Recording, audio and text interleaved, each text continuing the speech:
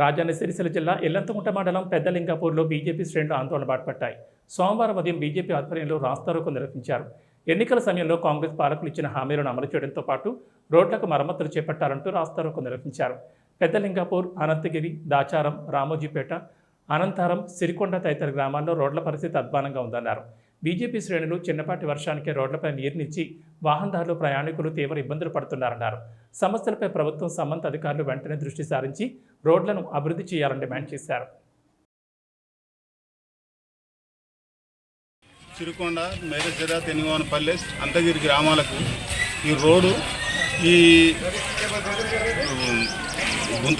గుంతలు పడి ఘోరంగా అధ్వానంగా పరిస్థితి ఏర్పడింది. కాబట్టి దయచేసి అధికారులు కానీ ఎవరు కానీ దీన్ని తొందరగా పూర్తి చేయాలని కోరుకుంటున్నాం. ఈ పరిసర ప్రాంతాల్లోని పెద్దలింగాపూర్, సిరికొండ, దాచారము, అంతగిరి, అనంతారము, రామోజీపేట సంబంధించిన ప్రజలు మరియు పార్టీ నాయకులంతా కలిసి ఈరోజు ఇక్కడ నిరసన వ్యక్తం చేయడం జరుగుతున్నది. ఈ రోడ్డు నిర్మాణం చేస్తామని గతంలో ఎన్నికల్లో హామీ ఇచ్చారు.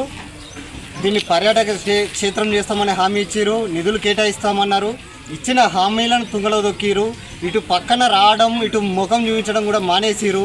కాబట్టి ఇప్పటికైనా ఇక్కడున్న ప్రభుత్వం, ఇక్కడ ప్రభుత్వ అధికారులు ఇక్కడ పరిస్థితిని గమనించి పరిస్థితి వల్ల ప్రజలు ఇబ్బంది